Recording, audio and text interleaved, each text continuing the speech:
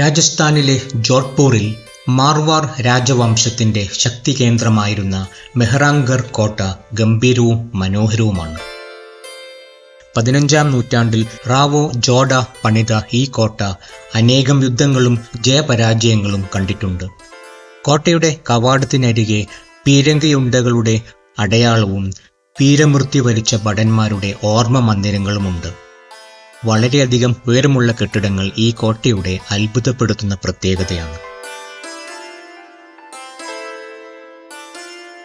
കവാടത്തിനരികെ കോട്ടയുടെ ലോഹനിർമ്മിത മാതൃകയും എതിർവശത്ത് ടിക്കറ്റ് കൗണ്ടറുമുണ്ട്. മുന്നോട്ട് നടന്നാൽ കുത്തനെയുള്ള കയറ്റമാണ്. നടന്നു കയറുവാൻ പ്രയാസമുള്ളവർക്ക് ലിഫ്റ്റ് സൗകര്യമുണ്ട്. വഴിയരികിൽ കലാകാരന്മാർ നൃത്തം അവതരിപ്പിക്കുന്നത് കണ്ടു.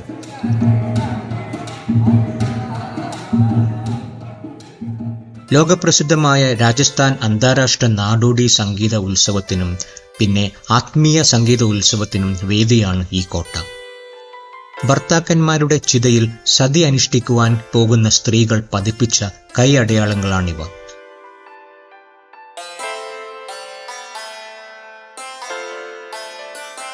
ഇനി അങ്ങോട്ട് കൊട്ടാരങ്ങളും അവയ്ക്കുള്ളിലെ മനോഹരമായ മുറികളും മ്യൂസിയം ഗാലറികളും കാണാം. ഫൂൽ മഹലും ജാൻകി മഹലും പിന്നെ ദൗലത് ഖാനയുമാണ് ഇവിടുത്തെ കൊട്ടാരങ്ങൾ.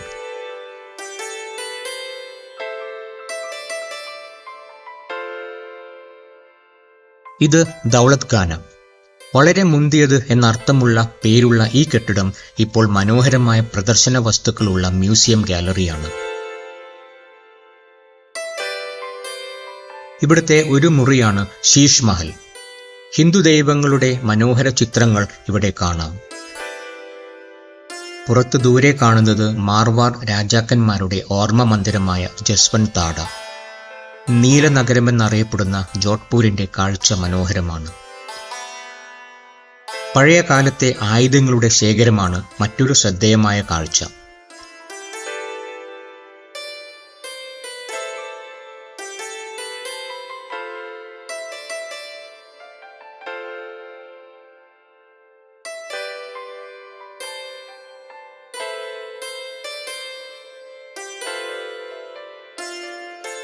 മഹാറാണ തഖത് സിംഗ് 19-ാം നൂറ്റാണ്ടിൽ പണിത ഈ മുറി അദ്ദേഹത്തിന്റെ പേരിൽ അറിയപ്പെടുന്നു. രാജസ്ഥാനി ശൈലിയിൽ അലങ്കരിച്ച ഈ മുറിയിൽ ദശാവതാരവും നൃത്തരംഗങ്ങളും പിന്നെ രാജസ്ഥാന്റെ പ്രസിദ്ധ പ്രണയകഥയായ ധോളാമാരുവും ചിത്രീകരിച്ചിട്ടുണ്ട്. ഫൂൽ മഹൽ എന്ന ഈ മുറി 18-ാം നൂറ്റാണ്ടിന്റെ മധ്യത്തിൽ അഭയ് സിംഗ് രാജാവ് പണിയിപ്പിച്ചതാണ്. കോട്ടയ്ക്ക് പുറത്ത് നീലനഗരമെന്നറിയപ്പെടുന്ന ജോധ്പൂരിന്റെ മനോഹര കാഴ്ച കാണാം. കോട്ടയ്ക്കകത്ത് ആരാധനാലയങ്ങളും പ്രാർത്ഥനാ സ്ഥലങ്ങളുമുണ്ട്.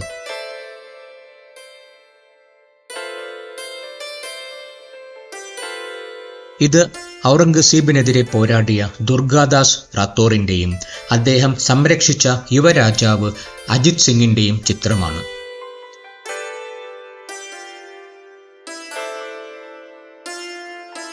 ജാൻകി മഹലിൽ രാജകുടുംബത്തിലെ കുട്ടികളുടെ തൊട്ടിലുകൾ കാണാം. ഇതിനടുത്താണ് രാജസദസ്സുകൾക്ക് വേണ്ടി ഉപയോഗിക്കപ്പെട്ടിരുന്ന മോത്തി മഹൽ എന്ന വിശാലമായ മുറി.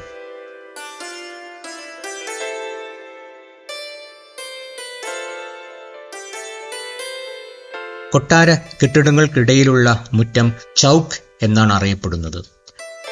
മോത്തി മഹൽ ചൗക്കിനപ്പുറം സ്ത്രീകളുടെ താമസ സ്ഥലമാണ് സെനാന ഡയോഡി അഥവാ രാജ്ഞിമാരുടെ കൊട്ടാരം.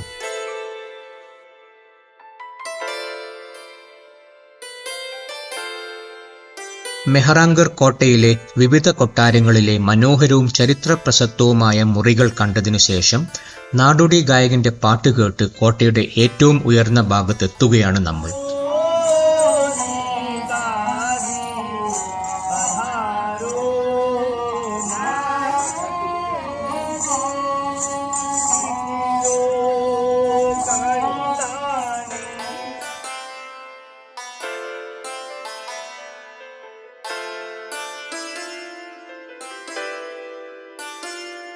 ഇവിടെ നിന്ന് ജോധ്പൂർ നഗരത്തിന്റെ വിശാലമായ കാഴ്ച കാണാം. കിൽക്കില എന്ന പേരിൽ പ്രസിദ്ധമായതടക്കം അനേകം പീരങ്കികൾ ഇവിടെ സ്ഥാപിച്ചിട്ടുണ്ട്.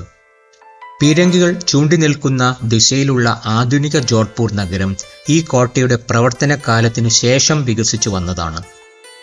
കോട്ടയുടെ ഒരറ്റത്താണ് പ്രസിദ്ധമായ ചാമുണ്ഡമാതാ ക്ഷേത്രമുള്ളത്.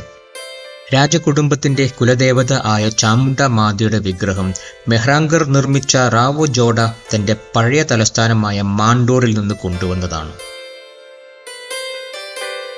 വിനോദസഞ്ചാരികൾക്ക് ചുരുങ്ങിയ സമയം കൊണ്ട് കാണുവാൻ ക്രമീകരിച്ച പ്രസക്തമായ സ്ഥലങ്ങൾ നാം കണ്ടുകഴിഞ്ഞു. ഇനി വന്ന വഴിയെ മടങ്ങാം. മെഹ്റാൻഗർ മ്യൂസിയം ട്രസ്റ്റ് എന്ന സ്വകാര്യ സംഘടന പരിപാലിക്കുന്ന ഈ കോട്ടയിൽ കലാവസ്തുക്കളും കോട്ടയെക്കുറിച്ചുള്ള പുസ്തകങ്ങളും ലഭ്യമാണ്.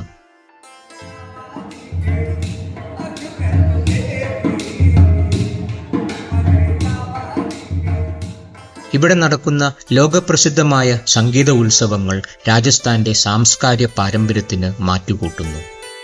നൂറ്റാണ്ടുകൾക്ക് മുമ്പ് രാജസ്ഥാനിലെ വൻ കോട്ടകൾ സൈനിക രാഷ്ട്രീയ ശക്തിയുടെയും മതത്തിന്റെയും കലയുടെയും സംസ്കാരത്തിന്റെയും കേന്ദ്രങ്ങളായിരുന്നു. പതിനായിരക്കണക്കിന് ജനങ്ങൾ വൻ കോട്ട മതിലുകൾക്കുള്ളിൽ സുരക്ഷിതമായി താമസിച്ചിരുന്നു.